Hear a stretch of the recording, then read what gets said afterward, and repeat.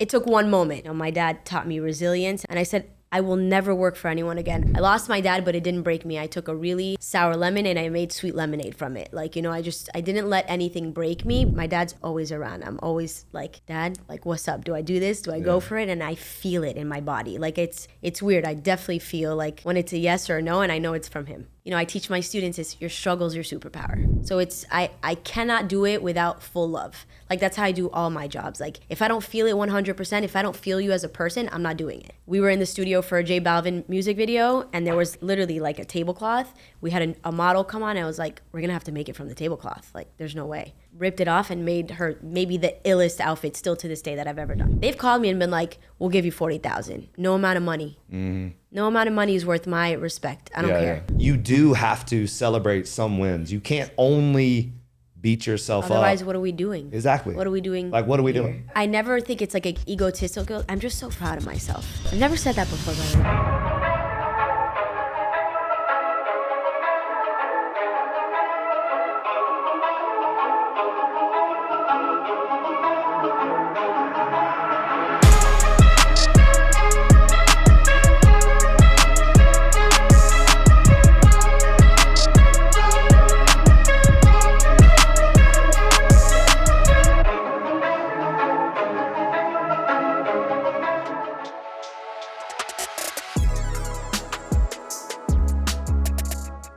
So I'm gonna set the stage just a little bit so people know who you are. I don't really do that. Sometimes I just dive into it, but you're I just think your little bio is fascinating. So from Paris, France. Yes. How long have you been in Miami? 28 years. Oh wow. Okay. I'm 32. Almost longer than me. Mm-hmm.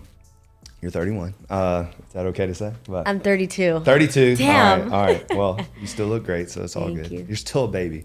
Celebrity wardrobe stylist, creative director, philanthropist, overall aesthetic curator. So what's an overall aesthetic curator? A lot of people like to bring me on to any project really as a life stylist. So it's not only do I curate their wardrobe, it goes so much deeper than that. It's really designing their life. Okay. So a life coach almost? No. I would say really design, what do you want to look and feel? What do you want your home to look and feel like? Anything that has to do with aesthetics. Okay. It's yourself, it's your image.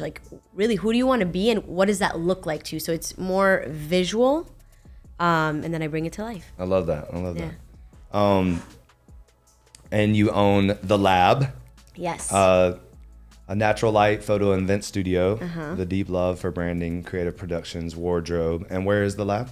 The Lab is in Dania Beach. We're literally 2-minute drive from Fort Lauderdale Airport. Okay. So it's not Fort Lauderdale yet, but it's right on the cusp. Yeah. Awesome.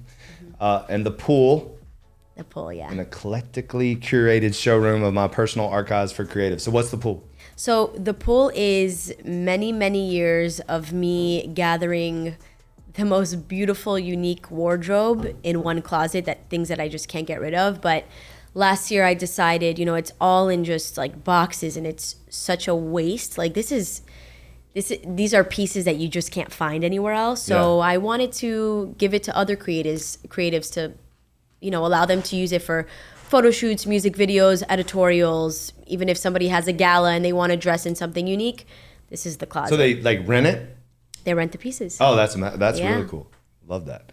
All right, I'm gonna butcher this, but AWOM? AWOM. Yeah, AWOM. Angel watching over me. Yes, that's really cool. Mm-hmm. And so what's the nonprofit about? So I lost my dad. It's now 11 years, just passed actually a couple days ago, to lung cancer. And I was 21 years old. I have 3 older brothers. We all handled it differently. And for me, it was all right, I have to take care of my mom and my brothers. Who's going to take care of me? Yeah. And I ended up just, hashtag Angel watching over me on Instagram. This is when Instagram just pretty much was on the come up.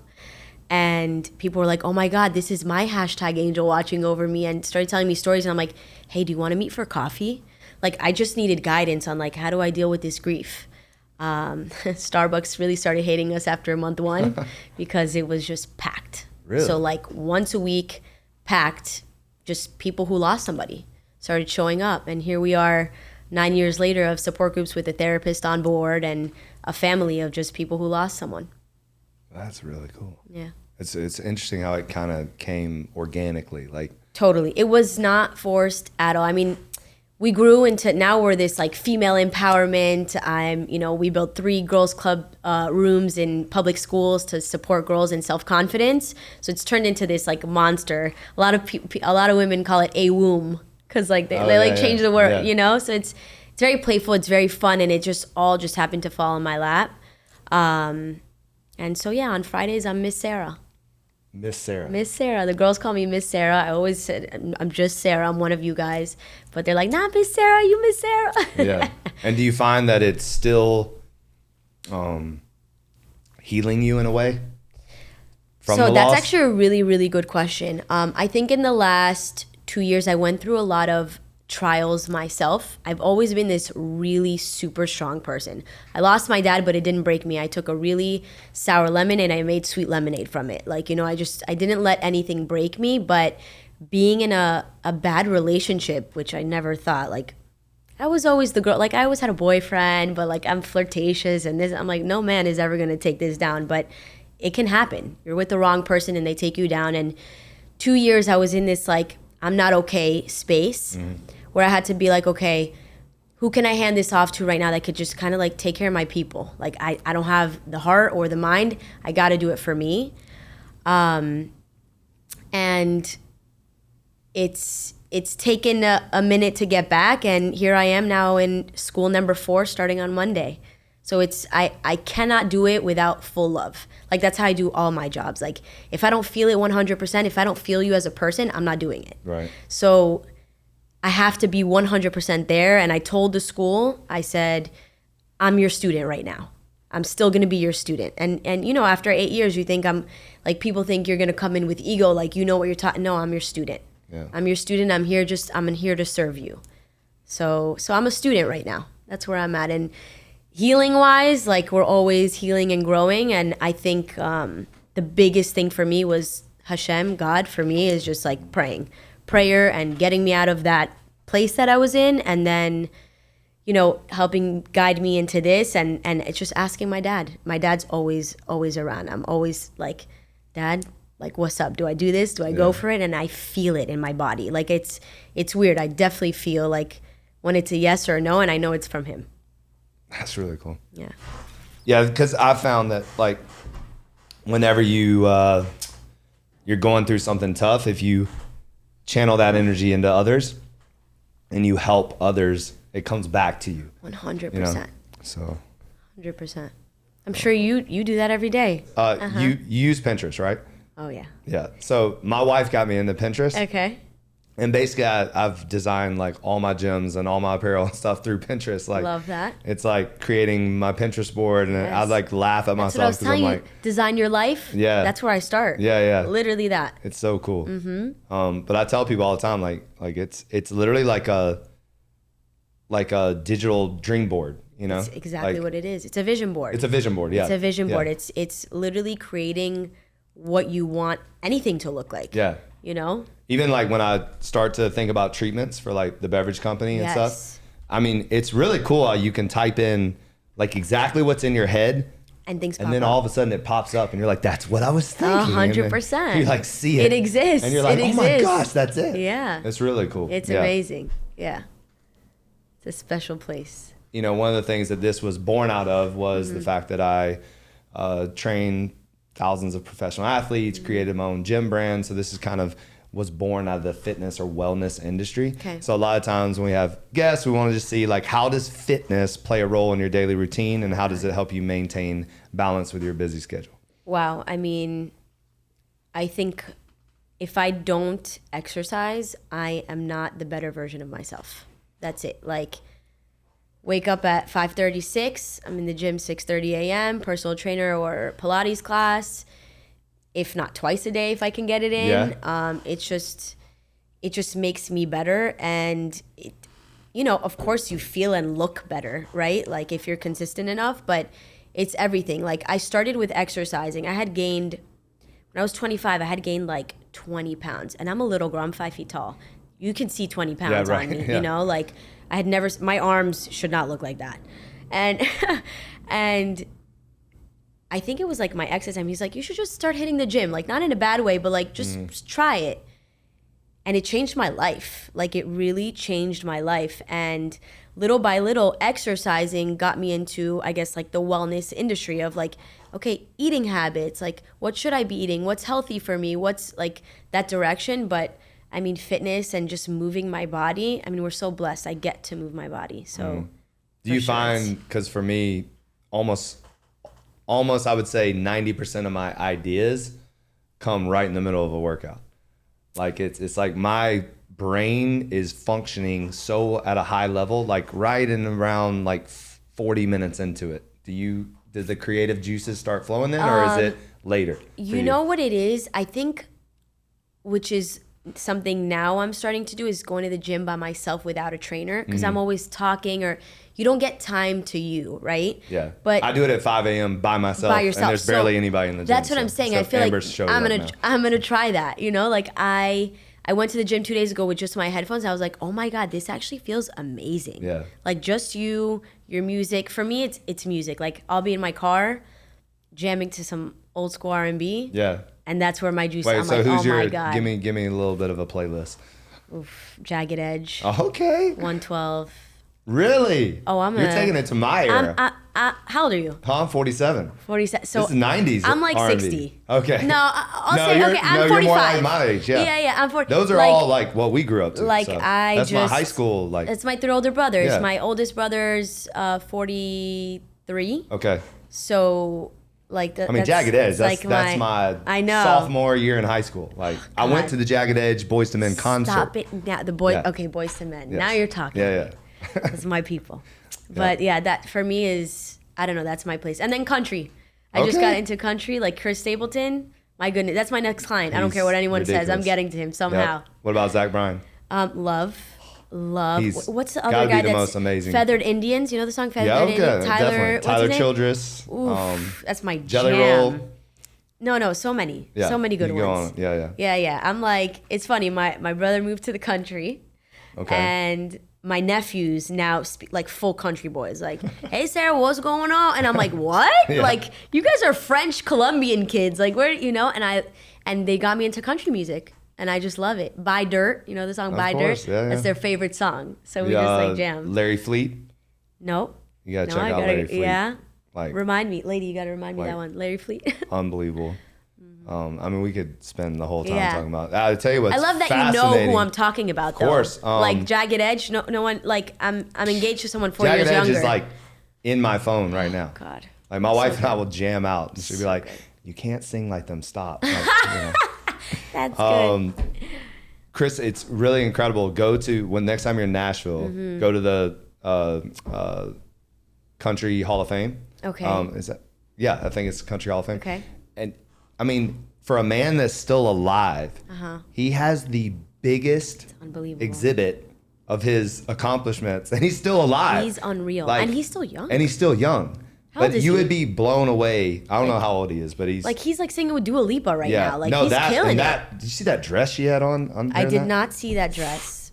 Phenomenal. Yeah. Phenomenal. Well, she's hot. Look that on YouTube. She's good. But the dress was like incredible. Yeah. And they crushed that song. So together. No, yeah, amazing. Really, no, actually, he's my still mom doing was the it. one that told me. My mom like called me. She's like, "Have you seen this remix?" I was like, "No, I haven't." And she showed me. So I was like, good. "Oh my gosh." Do you have any siblings? I have a younger brother. Yep, Okay. 2.5 years younger than me. So Are you guys Peyton, close? Very close. What's his name? Peyton. Peyton. Yeah, Love that Peyton name. Manning. Wow, yeah. dope. But no affiliation. affiliation Got because it. I actually played against Peyton Manning in college, so we're Wow. similar age. You so. played football? At Auburn. Yep. Very cool. Yep. Very cool. Alabama. Very nice. All right, day in the life. Let's walk through your life. So you already told me you wake up 5:30, Yep. go to the gym, Well, pray first. pray first. So I pray Love first. that. Thank God for waking up another Yes. day. I'll work out now, and then I'll come back up, have coffee, and journal. Okay. 6 things I'm grateful for every day. Now it tends to be a little longer than that, just like kind of brain dump. Like I told you, like after my struggles, I went dark.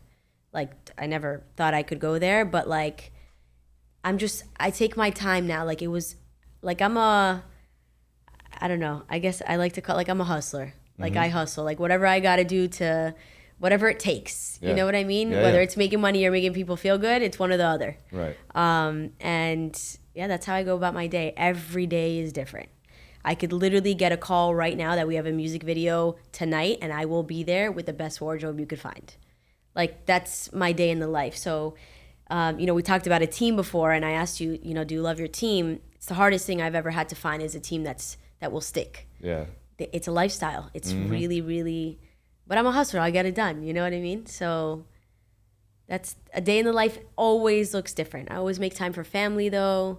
Always make time for myself. So important. I don't like to say I'm selfish, but I am, my best friend would call it self-ish. Need that time for myself and to get inspired. That's huge.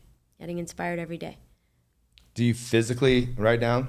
Oh yeah. Yeah. Oh yeah. Because I just recently read that like you should physically write it down. Totally. Like not on your phone in your notes, but actually, I'll send you a picture. I have Yeah. 10 years of journals. Oh wow. 10 years. And they're all moleskin. I curated them. So it's all the same brand and you'll just see different colorways for every year. And any meaning behind the colors? Absolutely. Or, yeah? It's whatever I feel. Okay. Whatever I feel. So you'll see darker for aesthetic and then you'll see me get some bright colors in there. And I never do that. I'm a really I like to call it clean cut, Everything has to be aesthetically pleasing. And now I'll just throw in some color and I'm I need color in my life. Give me some yellow, Yeah. Do you do that with your wardrobe too? That's tougher for me. I got to work on that. No, I just started implementing green, so that's really big. Okay. So you're more like neutrals? Yeah, neutral, nudes, very earth tone. Yeah. Mm-hmm. Yeah, my wife's huge with earth tones. Yeah, I think everyone is now. I think it just makes you feel good. Brings you back down. Yeah. Yeah. I like every now and then I like color in the shoes. It feels good. It feels really good. Put a little pop in the shoes and then you feel, you have a little bounce in You your know what? step, The shoe's the only thing that you'll see different colors I have. Yeah. Yeah. I think that's where I kind of dress it up a little bit. So. No, you do well. You did good today. Oh, thank you. All right. So with your work at the lab, how do you see your fashion styling career intersecting with your creative studio? Are there synergies between the two Totally. Ventures? We had a huge production yesterday. And we bring everything to life. So I creative direct and then she's like, hey, can you throw in styling? And I throw in styling. You know what I mean? So it's you literally show up and we can fully rebrand whatever or do any editorial shoot, music video. From A to Z, it's all intertwined. Yeah. And how long does it take for you to, what's your process? Say you have J Balvin hit you up and says, hey, I'm doing a music video. I need location. I need styling. I need this. I need that. How does it? When do you need it done by? Okay. But say say he gives you a week. Yeah. Is that more than enough time? More than enough time. Right. So say he That's gives beautiful. you 24 hours. Is it You'll get same, what you get in or is 24 it- No, it's not the same. It's never going to be It's the a little same. bit of It's crunch time and are people available that you love working with the next Right. day? Set design, what is that going to look like? Also, if you want to create something really unique, you need a vision, right? And sometimes with a little time, but I work really well under pressure. Sometimes those come out 10 times better. Yeah. So it's really and then budget, of course, money talks. Of course. So how did you start? That's a good question. Oh my God, that is a good question. How'd you break into this industry? Fashion? Yeah, fashion. So I was 17 and my brother was dating a wardrobe stylist. I didn't know what that was. I always wanted to design. From a young age, I just always wanted my own clothing line. 19, I started a website called that'soakiba.com. Wait, what was it? Do you know That's So Raven? Did you ever watch That's So Raven on Disney Channel? No, I never watched it. Okay, whatever. I did, and my friends would in school were always like, "That's so Akiba." Only she could pull that off. My last name was my first name in school. Yeah. And I was like, I'm just gonna start a website. That's soakiba.com. Everyone's gonna know it, right? I started selling clothes on that. But then I would style on the side. So I started interning for a couple magazines, and one thing led to another. And they're like, "All right, can you be the lead stylist on this shoot?" And I'm like, "Oh my God. Sure," and then I would steal everything from my mom's closet. I had no money. I wasn't I didn't have credit cards. I was super young. Right. Still in college. I went to University of Miami, studied communications. I wanted to back up, so business comm. And, you know, one thing led to another. I was in school also doing that. Then my dad passes, and it's like when it rains, it pours. So we were losing our house. One of my brothers kind of went into a situation. Two other brothers are like in their own situations. You know, everyone deals with grief differently. So panic mode of like, okay, now I need to make money, you know, like no food in the fridge type vibe. And I grew up beautifully. We lived in a beautiful home, you know, thank God my parents really like came from nothing and built something beautiful together. But she was just like, you know, you have to get to work. Like I can't pay for anything anymore. So 21, and it's like, all right, here's college, $100,000 in debt and everything else. You know, we got to sell our house. I got to move into my own place, et cetera, et cetera. So I was giving back, and then had 2 waitress jobs, and then also styling on the side.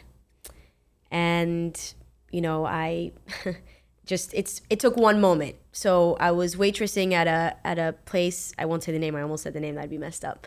And the boss, I dropped orange juice. So we just got this new fresh squeeze orange juice machine, you know, those ones that cut. Yeah. So they were like popping at the time. Like This was like the new machine to get. And I had dropped the plate of them. And the owner went off. You're so stupid, like cursing, like you're so effing stupid. How could you drop the, you're gonna pay for those? It's coming out of your paycheck. And I remember just like taking a moment, and I could feel my dad in this moment. I was like, okay. I'm like, you know, my dad taught me resilience, and like, you know, you could be whoever you wanna be. And I remember there was one orange juice left on the table that I couldn't put on the platter, and I took it and I went, boop, and I dropped it on the floor. And I said, I will never work for anyone again. I literally pointed in this man's face. This is like a 50-year-old man. I'll never work for anyone again. And I left, started my own business. And I told, you know, I had help from my brother. I was like, can you lend me $1,500 to pay my rent for like the next few months? He did.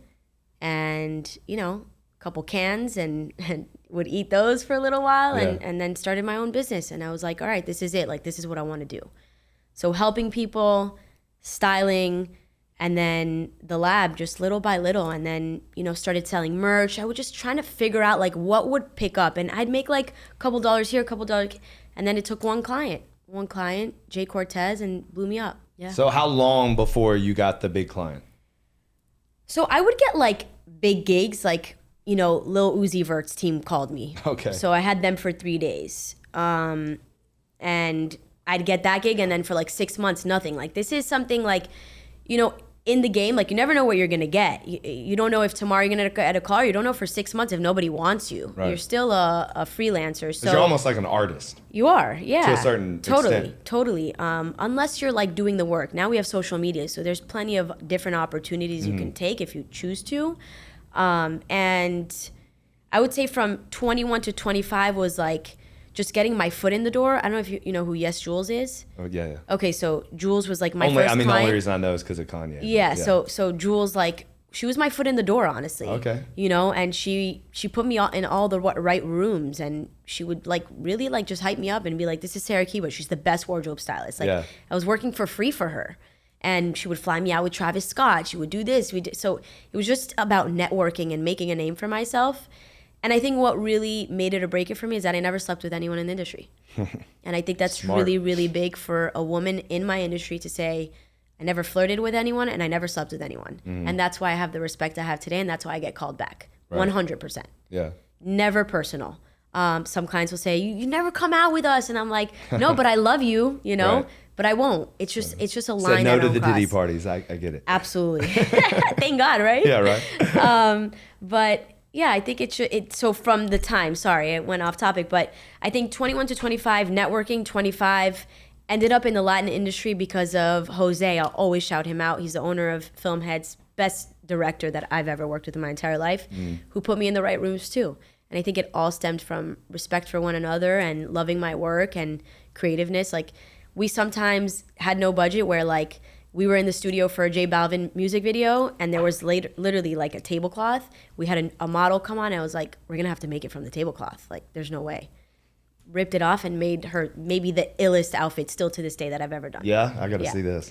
So it's 21 By the way, to 25. Talk about and a beautiful human. J Balvin's amazing. He's amazing. Amazing.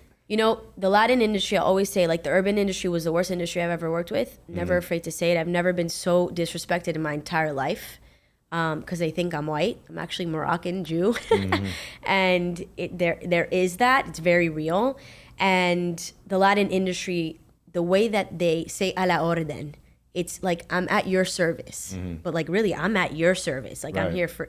And it's just gorgeous. Yeah. Like J Balvin would pick up a bag and bring it for me. Oh yeah. Like, do you know what I'm saying? Like, he came to my gym a bunch of times and was just so pleasant. Yes. Always asking, like, almost to your point, like what he could do to help. Absolutely. Instead of the other way around. He means and we're it, like, though.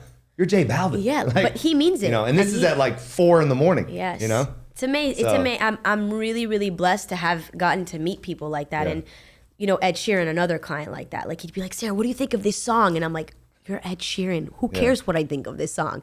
But he means it. Like, these people, you know, they're just humans at the end of the day. And I say my job is, like a wardrobe stylist, but I'm just here to make you look good, to feel good, to do good. I've had some, like, so I used to train artists, and like Scott Stapp, former lead singer of Creed, he would say, hey, get in the car with me. And we would listen to all his new songs, and he would literally be like, you know, so what do you think? Yeah. And he was dead serious. And excited. And excited to hear like what I thought of it. And then I would like give him my honest feedback, but feeling kind of stupid doing it. Right.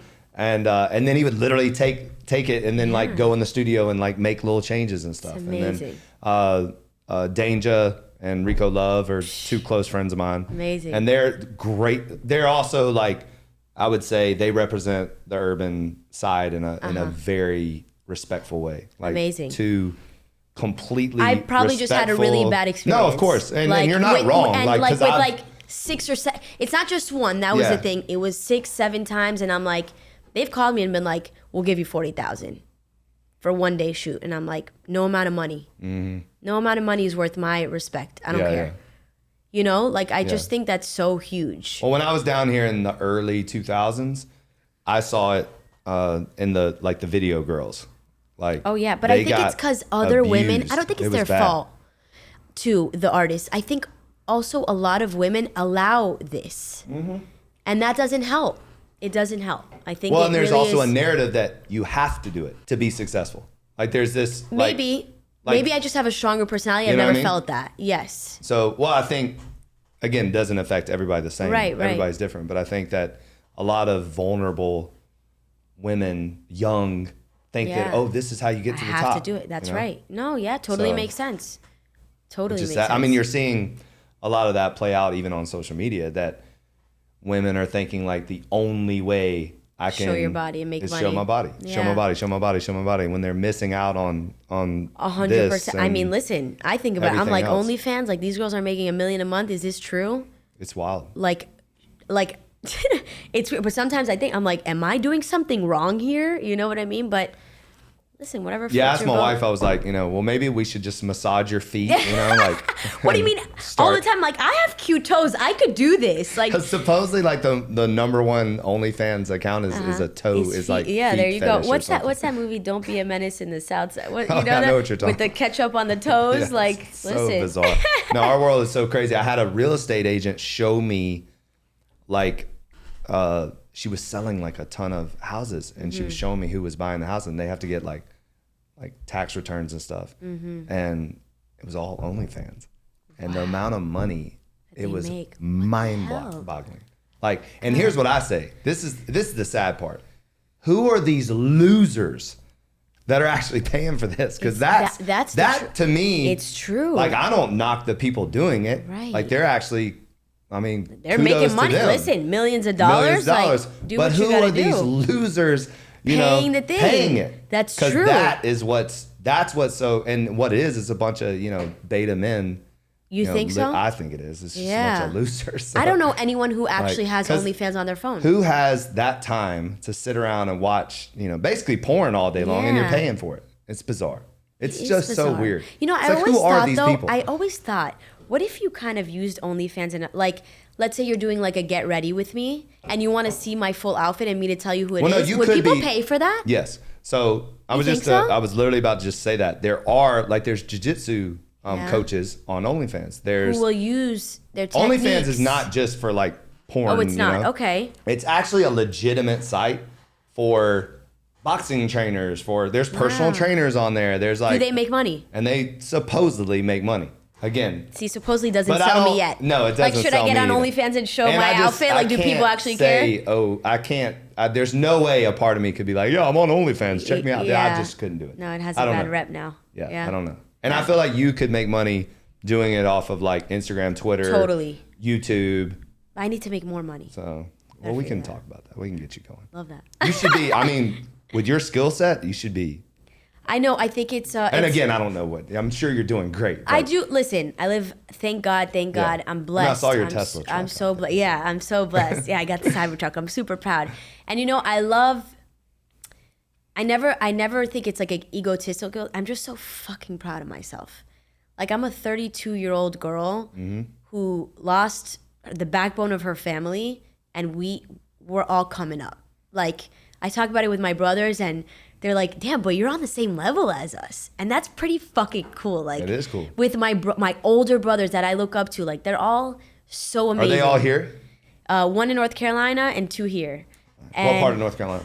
Rutherford. There's only 1,500 people living there. All right. And they're just... My co-packer's in Charlotte, so I go to Charlotte often. All the time. I mean, you should go check out my brother. He's probably the best human you'll ever meet. Like, you talk about that guy, his Sandy? Sandy Saka, Sandy. Shout out to Sandy. Yes. I heard your story. Amazing. Yeah. But my brother is one of the kindest souls. And, you know, when we talk about, like, losing my dad, he had the hardest time, but what a come up. I always say... You know, I teach my students is your struggle's your superpower. Mm-hmm. Your struggle's your superpower. And like, wow, was his struggle his superpower? You know, like best father, best husband, and like really being at the bottom and coming up. And like, I feel blessed. Like, I feel like I get to have that Cybertruck, and it didn't come from nothing. Like, as a young girl who my brothers were always like, what the fuck do you even do? Like, what do you do for a living? And I'm like, don't worry about it. Yeah. You know, because if it were up to them, I'd be working with my mom in her store, you know, which is, there's nothing wrong with that, but I had a bigger vision, you know, and I still do. And I feel really, really lucky that I get to be successful. And if you don't mind, like going back to that moment of when, you know, the darkest part. Yeah. Like, because I feel like a lot of people, I mean, everyone deals with these kind of things in their own way, you know, whether it's loss or stress or selfish or whatever it is, whatever your story is. But a lot of people have those moments. I guess just go back and talk about like what you felt like got you like completely out of that, or not, maybe not even completely. Like, what do you think was the reason why, for example, you just said like you're fucking proud of yourself. Yeah. But I've never said that before, by the way. Which I love that, by the way. I'll touch on that real fast. Yes, so please. I'm building out this 12,000 square foot new headquarters in Little River. Wow. And I went by yesterday, and I never give myself flowers, like ever. Like, you know what I mean? I'm always thinking about the next thing. Yes. I'm always checking the boxes. I'm my worst critic. Every single time I go into the Wynwood gym, I'm pointing out what's dirty and what's crooked and what's like, I can't see. You can't unsee that stuff. I can't unsee. I just can't. I'm always like, well, that's why you're a leader, though. Perfectionist is not like a word that I like to use, you're a leader. But it's that, right? So, like, I'll give you an example. The day I opened the Wynwood location, I was negotiating Little River the next day. Shit. And we were like celebrating grand openings, but I was already doing the other thing. Wow. So, but yesterday, I think it was yesterday. Yeah, it was yesterday. I was walking around the new facility, the construction site. It's hard to even say. It's the first time where I was actually proud of myself. Wow. I was like, holy shit, I'm doing this. Like, I'm actually doing this. It was pretty fucking cool. So when you said, like, I fucking, you know, am proud of myself, like, it reminded me of that moment that I had with myself in that space, you know? Because you gotta, I think in order to keep this up, you do have to celebrate some wins. You can't only beat yourself up. Otherwise, what are we doing? Exactly. What are we doing? Like, what are we doing? Yeah. No, sorry, I didn't mean to get emotional. Are you kidding? I adore you right now. I didn't know you well, but like, you're amazing.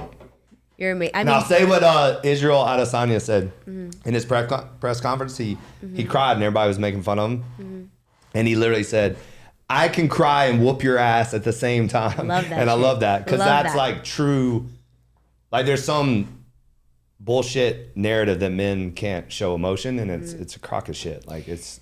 You know, I grew up with 3 Moroccan brothers and a Moroccan dad. It was about being the men, you know, being Right. strong, hard men. And my brothers are still like that. I don't think I never see my brothers cry. I think one story really that touched is like how I said we all handle things differently is last year was the 10 years of my dad. He's buried in Israel. My father was very big on, you know, loving where we're from. And he said the one thing, if I die, bury me in Israel. And you're buried in the ground there. So there's no casket. It's just your body in the earth. Wow. Yeah, it's very special. And in Jerusalem? It's not Jerusalem. He's in Nahariya, which is actually in the north where right now it's not looking good. But I just went to see him a month ago and everyone's like, don't go up there. And I'm like, I can't. This is the one time a year I get to come see my dad. And but my brother John and I, we didn't get along after my dad. I think he just took on this role of he felt like he had to save all of us. And everyone handles it differently. But last year, on the 10 years, the night my dad passed away, it was just me and him. And my dad's eyes basically turned white. And it's like he was like turned into an angel, you know? Wow. And he kept just asking my brother and I, like, can you give me the key? Give me the key. And we're like, what key, Dad? What key? And sorry. But it was, so 10 years later, we found ourselves that same night, 10 years later, John and I just sitting outside in Tel Aviv, Israel, 3:00 in the morning. And I'm like, why are you so hard on me all the time? Like, why can't you just like open up? Like, we love you. Like, you're so hard on us. And I think for him, it was like, he's like, because I just love you guys. And it's so hard to not have that man behind us, you know? And it was the first time he just bawled. And like, as a man, I was just like, I think it just like opened him up. And then he found love. He like found true love and he's marrying that girl now. Oh, swear to God, the day after, like met the love of his life. Yeah. I met her cousin, who I'm now marrying. No way. I swear to God on my life, it ended That's up being crazy. like, we met at a wedding. We were at just this random wedding and like, In here Tel we Aviv? are in Tel Aviv, partying, having And a that's good Adam? time. That's Adam. Oh, wow. That's my guy. And it's just like it opened that, like, when you cry, you break that like shelter. And I think as a man, it's even more important. Like, that narrative is so fake. Oh yeah, it's crazy. So fake. And like, just to touch on that, but like, it's big. It opens doors. Here we are just crying. I know, right? People eat this shit up though, so Yeah, it's good. it's good. It's If good. it's real, We're it's doing good. Yeah. But so take me back because Yes. I think I butchered the actual. I interrupted the actual question. Tell me. So in that dark time, Yes. like, what was the thing that got you through it? Because I think the thing that stood out, like, as I listened to your story, when you say, you know, like where you are today, I also understand. I understand how long it takes to get to where you are today, and the commitment. And then another thing that stood out to me too is you said you work for free often. Still and I do. think there's really a lesson there for younger people. Oh my God. Because I have continued to try to give people opportunity Absolutely. and open doors. And all they ask about is, well, what am I getting What's my paid? Well, salary? what's my salary? What's What's my bonus? What's this? What's that? It kills me. And I think that's why I can't keep an employee. Yeah. I'm like, you know what? If you're here for the money, you should leave now. Yeah. You need to love your job. And Yep. what got me out is your question, right? Yeah. What got me out of those Like, tough what times? got you, out of that dark time, headed on the right path, even if you went, back and forth. Because it's not linear. You Yeah, click. it's not I mean, linear. it's So a I think constant. I got into a dark, maybe the relationship wasn't that bad, and maybe I was bad, and it opened doors to other things. I don't know. I hate to blame people for certain things, but I guess that's what opened the door to that. And I'll say it, fuck it. I felt it was a setback. So I used to be like hustling. Like, I was just flying. Like I was on the fly. I was going, you know? And then I met this person and I think it set me back just for many reasons. And I had to get out of that relationship, which took time because there was a lot of narcissism, like just putting me down. Like, you need to be 30, you need to be married. Why aren't you married? You'll never find anyone else. And that was always the thing. You will never find, and I didn't feel like me. I would stop getting dressed. He said this to me while you're together? Yes. Because we were like breaking up. He's like, you think you're 30? Like, you think someone's going to want to marry you? What is wrong with this guy? And I'm like, damn, like I believe you. If I leave him, I will never have anyone else. Let me tell you something now. If any man leaves me, I will only find a better someone else. I swear, like, there's not just one person. Like, I know now what I deserve, and I never deserved to feel that. And I think it took therapy. So therapy, my therapist, Jel Toledo. I did a shoot for her yesterday. You know, like, it always comes back full circle, right? She literally told me off record, she goes, I can go to jail for this. I'm going to tell you what to do. I'm not going to ask how you feel. Leave that fucking guy. Go in your car for 5 minutes and ask God what to do. I was supposed to be on a flight to Paris because he lived there. That night, I sat in the car and I said, God, I don't want to go. What do I do? I swear on anything in this world, I get it. An alert that second, your flight to Paris has been canceled. I ran at her door. I started knocking. I said, could have been an look audible at my voice phone. at that point. What? Yeah. And a flight to Paris, it gets postponed maybe an hour or two. It never gets canceled.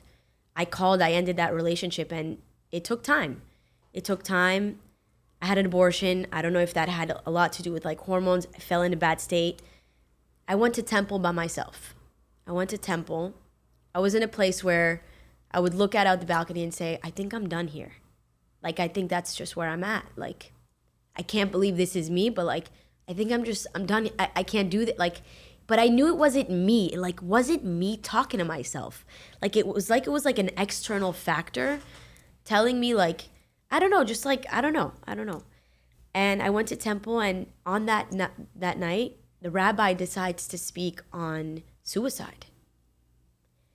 And he talks in his sermon, he says, you know, he talks about a letter that the police found. This is a true story about a man who said, if somebody smiles at me on the way to the bridge, I will turn around.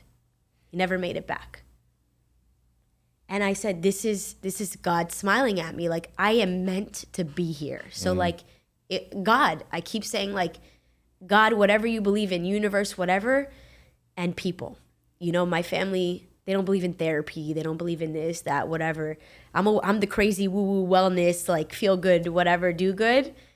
And I went to my mom and I said, Mom, I have to move in here for a couple months. I got to move into your house. I can't be alone right now. Like, I'm scared of myself. It's not me. It's something else, but I got to move in with you. Moved into her apartment, left my apartment. And for 4 months, I was sleeping with my mom at 30 years old, 31. 30 years old, I'm living with my mom till 31 years old. And I'm cuddling with her every day. And we're playing dress up every night. And like, now I'm like, I'll never even get that time back with my mom. Right. That is so special. And I knew that I said, right now, I am in such a bad place that I don't know if I'll make it tomorrow. I need to be here with you. And she finally like heard me, you know, because my mom was like, wake up, courage. My dad wake us up every morning. Allez, courage. Allez, courage. It means, come on, wake up, courage. That was the words out of my dad's mouth. You go to school, courage. Like, there was no like, oh, like, don't worry. Like, it was never that. It's like, you're taking a nap? Yeah, right. Not in my house, you know? Like, hustle, you know? And she finally heard me out, and it took time. And even the way I work now, she says, like, oh, you're taking the day off? Like, you're so lucky. And I'm like, yeah, this is how I choose to live right now. You know, and it takes time. Like, I'm still going through it, and I'm taking my time. And I say, you know, success, like, equals money. It's not only that, but I'm like, damn, like, you look at my like, who I am on paper, and I'm like, damn, I should be making more money. But now it's about just being in a good place mentally is so huge for me. So huge for me. So God and people. God and my mom, you know? Yeah, that's what got me out. Oh my God, you got me on one today. No, I mean, the I don't thing think is, people even know this. well, I mean, that's why you're here. And, Yeah. And like, trust me, it's going to impact so many people because there's, people need this. Like they need, to hear someone's story because I'm sure, somebody's following you on Instagram or whatever, they're thinking that you're just living the life and everybody sees this highlight reel of what we put out there. But in the meantime, everybody's going through stuff. Everybody's going through stuff. Everyone. So. You could be the richest and the most unhappy. Oh yeah. I mean, I've actually talked to several people that the richest friends they have are the most miserable friends. So you definitely have to have more than I just want joy. I want happiness, joy, like laughter. Mm-hmm. Like when's the last time that you cried laughing, like pee laughing? Was it recent? Can you think of that? Pee laughing. I mean, I will say this, because I have a 4-year-old. Okay. Oh, that's amazing. So that helps. The joy that you see from your child. Yeah.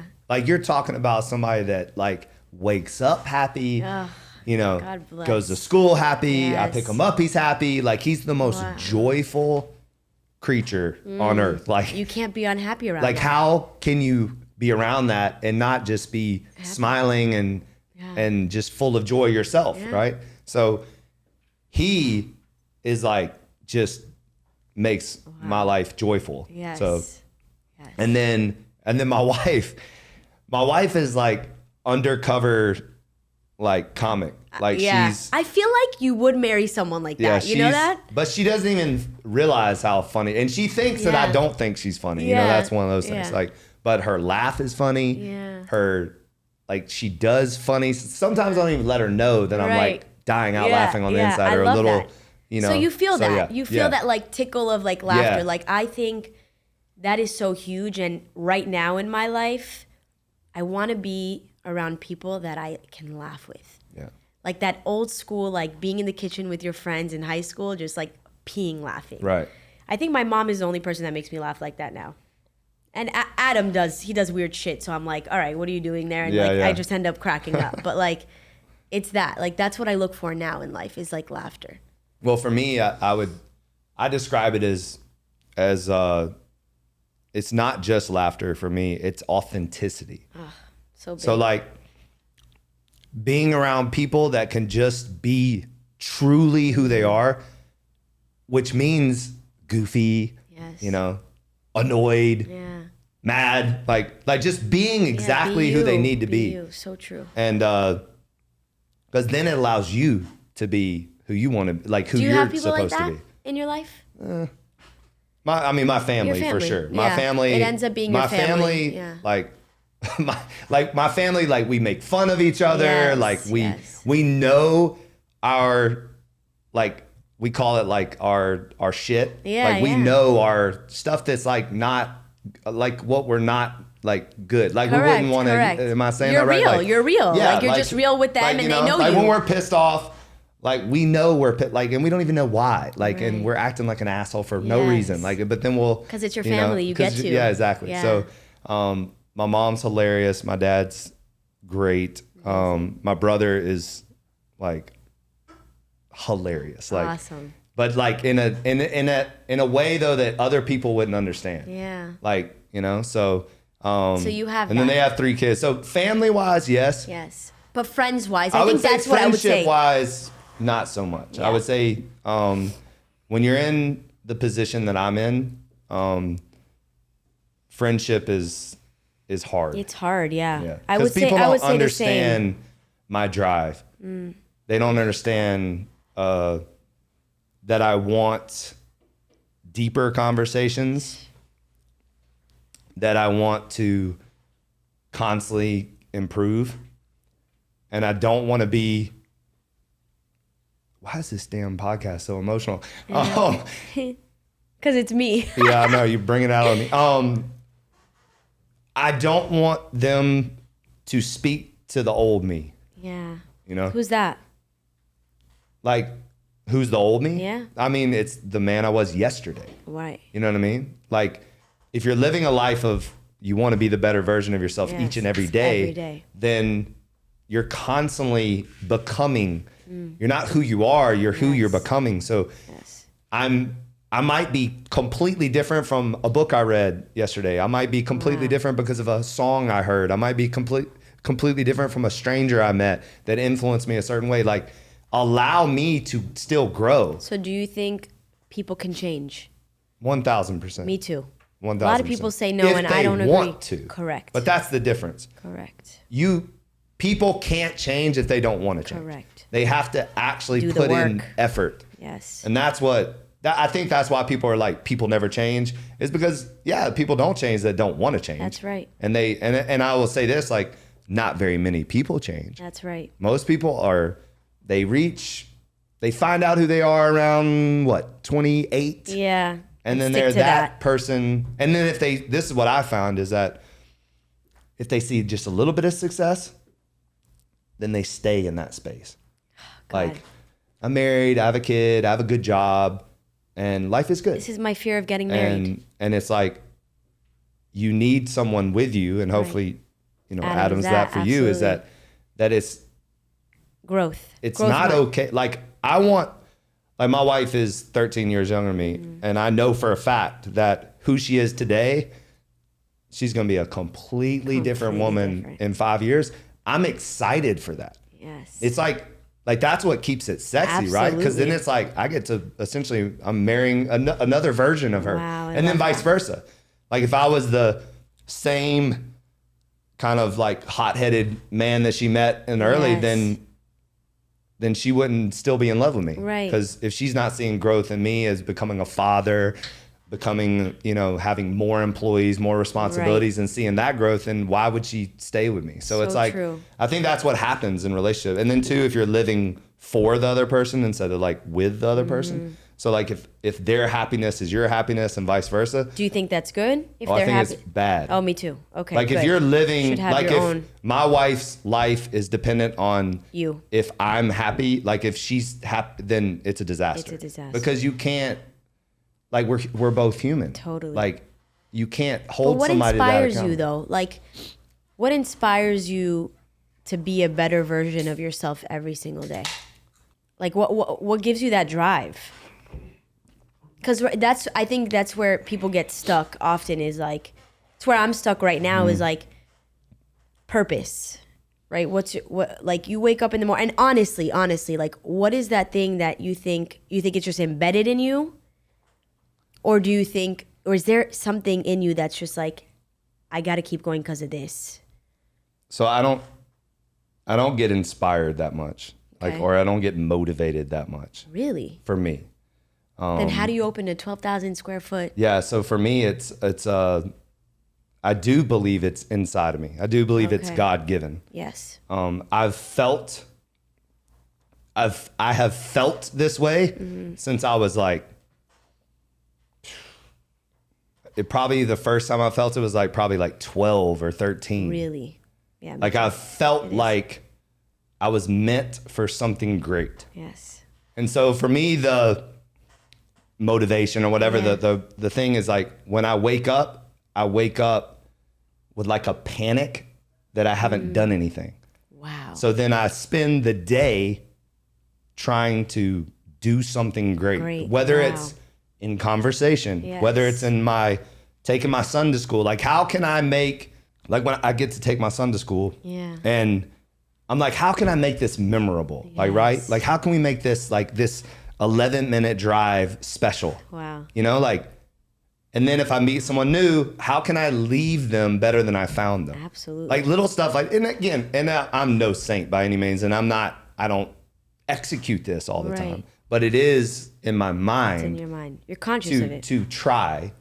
And sometimes selfishness, sometimes, I'm in a bad mood, I'm not gonna, And but that's okay too. But I like to identify that, and then I try to, like, not fall into that. Correct. Because I think in the past I would just allow my mood to, and so now I'm saying, regardless of my feelings, regardless of my emotions, I have a purpose to be great. I'm gonna be intentional about interactions, about checking boxes, about doing certain things. I would say also too, when you wake up with responsibility, and what I mean by that is, I have over 50 employees. I have all of these responsibilities. So how am I going to wake up and be like, oh, I don't feel like working today? How, you know what I mean? Like, I'm not allowed to. You're not allowed I'm not allowed to. And I think, you know what? You just gave me my answer. In the last 6 months, I pretty much got rid of all my employees. Got rid of everyone. And I was working, okay, like when I have a job, I'll hire W-9 independent contractors and that's it. Reason being is because I found my team not to inspire me. I wasn't inspired by the people around me, and that's huge. Whatever energy you bring, I feel it the most high. I do. I have that in me. So if you're coming in with a bad mood, I'm automatically turned off. Oh, I can't. Yeah. I can't. No. Like, go home. Don't mess up. Please don't come here. Don't mess up my environment. Yeah, and I kept feeling that. So I literally, in the last couple months, have just let go of everything. And I'm like, okay, I'm starting as a whole new person now. Whole new person. Like, I have 2 people on my team right now, and she's 2 days old. You know, and I'm like, all right. But I No catch pressure, myself. lady. Yeah, I catch myself because I didn't have those people the last 6 months. I'm not as inspired to go to the office or do this or do that or projects or things like that. And now even in the last 2 days, when I have someone who has a little hustle in them, I'm like, okay, here it is. You know what I mean? Like, you feel it coming back, you know? And I think it that drives your purpose is when you don't have a choice. You have people to That feed, are relying on you. you know? And yeah, they're relying on you. And like, you know, a lot of people think like owning a business is so easy. Like when you have employees, like, you got to make money to feed those people. I had this conversation with her today. I'm like, I'm no longer just feeding me now. I got to feed you too. Like, this doesn't just come from the trees. You know, now we got to find that extra 5K or 4K that I got to pay you. And, you know, how are we going to find that? Right. And that's how I like to also work with my employees. It's like, if we're not making it, I can't pay you. So we got to figure this shit out together. And I think, you know, for the younger generation, you brought that topic up before. It's like you owe them something now. Yeah, like, you think somebody gave me what I have? Like, yeah, right. You know, and I think it's like Instagram, you know, because everything's yeah, but it's not like that. Like, all these people who are making there's Instagram people with followers. Then there's Instagram people with followers that make money. Right. It's 2 different things. Oh yeah. So, yeah, like, I think, I mean, you just gave me my answer. More employees. Yeah, and then also too, like, the right ones though, you know, like, That's you know, when you're seeking. So we just went through this process because we're opening up a new location, so we have to hire new people. And I mean, we interviewed, I think, 60 something people. Where do you even find these people? And Indeed, social media. But yeah, just if you want, I can give you the list of interview questions. They're good too. Love that. So, no, anything leadership is so key, and I'm working on that. That's what I was saying. Like, I'm a student right now, and I'm okay with it. You know, it's hard because I'm so used to, like, I'm pushing everyone all the time, and right now I need that little kick. And I'm like, mentors. Like, that was another thing I've been reading a lot on. I don't have a mentor, and I'm looking for a mentor right now, and I'm like, how do you even start? You know, where do you go for something like that? And it's honestly, I'm so inspired by you. Like, I'm in awe of you. Like, it's people like you that I'd love to surround myself by. Like, it's people that have that drive, and it's not often that you come by that are real. Yeah, yeah. And also too, like, there's not, like, what I found, there's just not, like, that's what I mean by, like, it's a lonely place to be. It is. You know, it's not as, it's just not out there. Like, yeah, it's almost like it's hard to even talk about because there's nothing really to say when you're living this life of, you know, constantly trying to accomplish great things, like, not good things, not just a little bit, but like exceptional things. Like, you know, like, my whole thing is I want to leave a mark. Absolutely. You know, like, when we're gone, that's it. Like, and then now it's like, I want to leave something for my family. You know, it's like, I have a son, a little girl. So she's like this big. Yeah. The power of conversation, what we're doing. Apparently you've said this. So sometimes it just takes a conversation to change your state of mind and your state of being. How do you integrate this belief into your work? You do with, I'm going to butcher it again, AWOM, sorry. As well as into your personal life and work life. A conversation. I mean, everything is built off communications. So whether it's, the girls club and talking to the girls, the most effective meetings that we have are when it's just me and the girls chatting about life. These girls struggle with a lot of hardships, broken homes, broken self. And it's just communication, it's just talking it out and being heard. We all just want to be heard and feel loved. I think that's what I get from people in general. Like, I want you to hear me and love what I'm saying, and I think you feel the same. You know what I mean? And I think giving it out to the world is just a bonus. Like, if we can literally from our conversation just save one person, that's enough. Right. So it's just this conversation right here could change that one person, and that one person is then changing that other person, and then so you end up changing a neighborhood, and then you end up changing a city, and then you change a state, and you change the world. Have you ever seen Pay It Forward? No. The movie? You should watch that. Watch that with Adam. I'm watching it tonight. All right. Done. Pay It Forward. Watch it with Pay It Adam. It's sad, but it's a fantastic movie, and it actually is what inspired No Days Off. Okay. In many ways, to where I wanted to take it.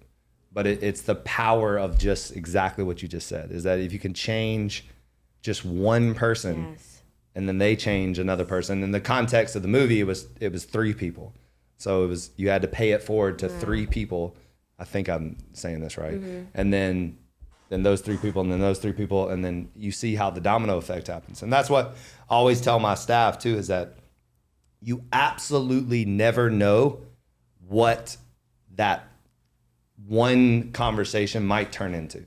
So I've had people that I've had a conversation with, and it just was a pleasant conversation, that then all of a sudden they introduced me to somebody they knew, that introduced me to someone they knew. It changed your life. That raised $1 million for something. You know what I mean? Like, it's like these dots, you never know, are always gonna be connected if you leave an impression. That's if right. It's positive, if it's memorable. Like, have you ever heard of Kabbalah? Yeah. So I've been listening to a couple videos about Kabbalah, and they say every person and moment that you're in front of someone, even it could be someone at the grocery store, doesn't matter. You were meant to be in that place at that time with that person. And God doesn't make an make impression. mistakes, right? Yeah, make an impression. Doesn't matter who that is. Mm-hmm. Yeah, I always believe that there's no random encounters. There's no coincidence. Like, it's literally, everything's purposeful. Yeah. And so you have to it's kind of interesting though, right? Like, scary almost. Yeah. Yeah. Yeah. Definitely, I believe to leave people make sure you smile at people. Like, it's almost funny because different cities or people react in different ways, but I love saying hello to people, just, hey, how you doing? I love that. And they're but you can do that because you're so this funny. Tall guy who it's not weird. Yeah. If I'm hey, how are you? They're going to be like, what the hell, this little girl, Try it though, it's fun. Yeah, it's probably good. Fun. It's probably good. Most of the time people they're all I'm going to start doing that. I'm going to start videoing it and sending it to you. I used to do this too. I'd get in the elevator and face everybody. You ever done that? No. So when the elevator's full, just face everyone. No, have you really done that? Oh yeah. I do it here all the time. I face everyone. Yeah, but people want to see you here. Right? That is so funny. So there'll be 6 people in the elevator, and you just walk in, and you instead of turning around, you just face everybody. You're like, how's everybody doing today? But that's good. And it's good. I mean, and then that energy. Yeah. I mean, you would fuel me that day. Yeah. Right. What do you mean? Yes. That energy is it's what gives you energy. I would say that's why Amber's enjoying 5 a.m. Right. That's the main reason, right? Yeah. It's the energy of it. What's 5 a.m.? What is this? So we all show up at the gym at 5 a.m. So it's the 5 a.m. club, So I wake up at 4 every day, and then I go straight, I don't go straight to the gym. I read too and stuff like that. But then I end up in the gym, right? And the people there and the way we interact with each other is so, we all know why we're there. Can I come to this 5 a.m.? Of course you can. I gotta come to this. It's fabulous. Love that. But it's just it's the attitude, it's the energy, it's the enthusiasm, it's the respect. Also, huge. You know what I mean? There's a, and we're all different. That's what I love. I love the fact that you're talking about you look different, you do different things, you're different ages, but you're still doing the same thing. And there's beauty in that. There's beauty in like the commitment of self-improvement. Yeah. You know, like seeing someone else like really trying to commit to something. Like there's something sexy about it almost. Absolutely. You know? So it's beautiful, honestly. I know another thing that popped in my head. A guy asked me this in a podcast, so I'm gonna ask you this because you do it every day. So, and you don't have to do today's necessarily, but you say you write down 6 things you're grateful for every day. Yes. What were those 6 things today? And if it's personal, you don't have to share. No, not at all. I'm a super personable person. I think it's important. I think 6 things I'm grateful for today. Okay. I'm gonna start with waking up in my new beautiful apartment that I love so much. Second thing would be I filmed something different this morning. I talked to myself in the closet, and I posted it on Instagram because I'm like, people will relate to this. And I talked about how I have this huge closet now that I worked for. You know, it didn't come for free, and I'm grateful that I talked to myself today. Third thing is I'm grateful for Lady. I'm grateful for having a new employee and getting back on that track of just work and getting inspired. I'm grateful for the people I know. I had a few meetings today, and I just know the most beautiful people, and I'm so lucky to have created this community of people who really trust me with their visions and being able to bring it to life. Number 4, am I number 4? Yeah, that's number 4. Being here. I got to say, meeting someone like you, it doesn't come every day, so I'm super, super grateful. And to be given a voice to speak, I'll say number 5. And number 6, that today's Friday. It's the Sabbath. I get to go home to my whole family and have dinner all together, and I'm excited for that. The last time I did Shabbat, I was full. I'm not exaggerating. I was full for literally a week. Oh, okay. That bread is out of the control. It's out of control. You have to come to my Shabbat one time. Will you come? Will you and your wife come? Yeah. Okay. Yes. You have to come one Friday. Moroccan food. Have you ever had Moroccan food? I'm not sure. I don't want to say yes because I probably not. So you'll be you would full. Like to think I have. You'll be full for a week for sure. All right. But it's so good. Yeah. No. It's food coma, and then you're supposed to rest Saturday. You know. No, but I was like blown away because I was like, am I ever not going to feel full? Like I felt. I mean, I ate a lot though. Yeah. They did something special to it. I can't remember what it was. Safina? I don't know. It was the most delicious stuff I've ever had It's in good. my life. It's good. Shabbat food's good. And the challah is just so good. Oh my God. It was ridiculous. Yeah. It was ridiculous. You believe in the motto, if you see something, say something. Yes. But take it further with do something. Love this. Mm-hmm. How do you think small actions can create a larger impact in the realm of charity and community? Oh my God. You don't need a nonprofit to be good. Yeah. And I think that's a big thing. It's just being a good person. Like we talked about the domino effect, same thing as before. Like if you go in the elevator and stare at everyone and give them that good energy, you just did something really good today. Because I guarantee at least one of those people in that elevator will have a better day because of it. So I think that's it. It's just like doing it, and, I think, I'm sure you heard about October 7th and everything. And I have a lot of family in Israel, and it was very, very difficult. We lost a lot of people that day, a lot of kids that were at the festival that we knew, and terrible. But about doing something, I'm here in Miami. We can't fly to see our families, nor would you want to at that point. I was like, what the hell am I going to do from here? I just started calling friends with planes, packing up stuff for my friends that personally have to go fight a war that they don't want to fight, and sending boxes on personal planes and getting it out there. Like my fiance's best friends are on the line right now, and they don't have the right vests, and they could die at any moment because they don't have the right helmets, but they're just there because they want to be. It's not because they have to, it's because they will die for their country. They're meant to be there. And I just got up and did something. Like I started packing boxes, found a temple to work with to just get other Jews to come together, and then non-Jews started showing up. All my Christian, Catholic, Black, everyone started showing up, just giving things for soldiers and families that lost their homes completely, lost their families completely, you know, ended up alone, and bringing them here. And it wasn't just about talking about it on my social media. It's about, I'm here doing this. Who can show up with me right now? You know, and maybe it sounds small, because on the grand scheme of things, what the hell is a couple helmets me sending over going to do? But it's about just doing it, because now other people are going to do it too, you know? I think that day forever changed my life and the meaning of life too. Like, we don't know what tomorrow is at all. So like, make it count with the people that you love and with real people that you love. Right. So just action, like, just don't just say it, right? Saying it's one thing for sure, but it's about doing it and showing other people that you can do it, they can do it too, you know? I would even go a step further. Like, don't just think it. Correct. Yes. Like I feel like so many people stop on the thought but maybe because they're insecure, like, who am I, my little old me? And it's just like, that's what they're you saying. You are something, you know, you can do it. Every single person on the planet can have an impact. Totally. Like, that's just a fact.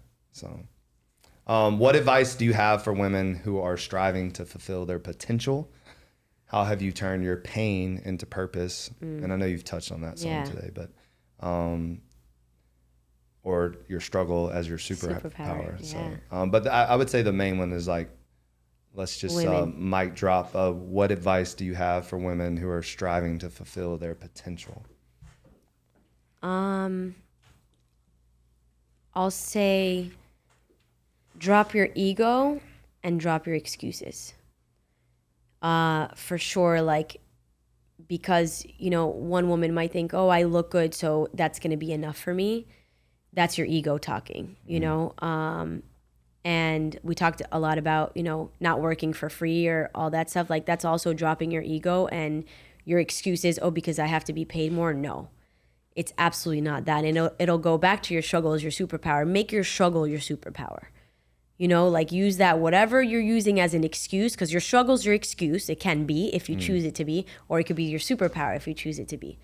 So I'll leave it with that. Definitely just drop your ego, drop your excuses. Love it. Do you have anything for me to end? Oh my God, you're so amazing. Oh, like, I think no, really, keep going. I know. No, keep going, right? I'm joking. But I'll say something that I'm just dying to know is, you know, who are you as a leader? Like, how do you lead your whether it's your home and your team, and I think they both play a role, but like, leave us with, like, how can we lead better? So leadership starts with you. So often I think people think leading is pointing, do this, do this, instead of showing and leading by example. So number one, lead by example. Okay. What does that look like? That looks like you have to ask yourself a question. If everyone acted like me, would my company be better or worse?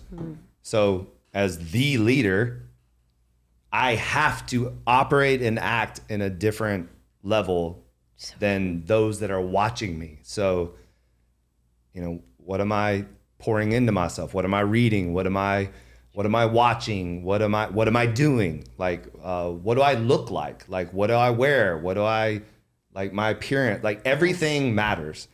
So true. And then I talk about this often, is that you can't pour from an empty cup. So I use this analogy all the time, but it's just the easiest one to use is when you're on a plane and there's an emergency, the oxygen mask falls down. What do they say? They say, put the oxygen mask on yourself first and then put it on others. So I find yourself. That a lot of leaders are giving, and they're doing it in a positive way. Like, they're giving, but then they're not pouring in themselves. So they're not continually learning. So they're only leading from a knowledge that maybe they learned in college or 5 years ago from a book in leadership they read. So for me, I'm constantly reading, constantly learning, constantly praying, you know, constantly trying. Do you believe in God? I didn't ask you that. Yeah. You do. Yeah. So cool. I'm a Jesus, you know, love that person, but Jesus person. You know, Jesus was a Jew. So no, I'm just kidding. But so for me, it's faith. Yes. Because with faith, too, I'm a true believer. If you have faith, you have favor. Oh, totally. So if you're a true believer, then you have favor with God. And so a lot of times I tell my staff, I'm like, you might not believe in God, but God believes in you. So it's like by a byproduct of my faith, you're going to get favor. But I will say something about your faith. I see you getting emotional I know, too about it's it. ridiculous. I don't know what's going on. I go to church sometimes and I listen to Christian sermons. Oh, yeah? I think there's so much to be learned from the New Testament for leadership. So I do a lot of reading on that too, and I think it's really cool as a Jew. I don't think a lot of Jewish people do that, but I have a lot of Christian friends and pastors and priests that I surround myself by. I don't know. Do you know Joanne Wilson and her husband? Cool Church, created out of love. Oh, I know of the church. So I go Terrence. to VU. Yes, Rich so they're I think an extension. They're an extension of them, yeah. And so I've definitely heard dear of them. friends, and I do a lot of good work with them too. Okay. And I just want to say, like, it's so powerful, like the leadership in your faith or my faith. I think it's just God in general, whatever you choose to believe in. For sure. I mean, he's definitely watching over us. He's guiding. I mean, you can't.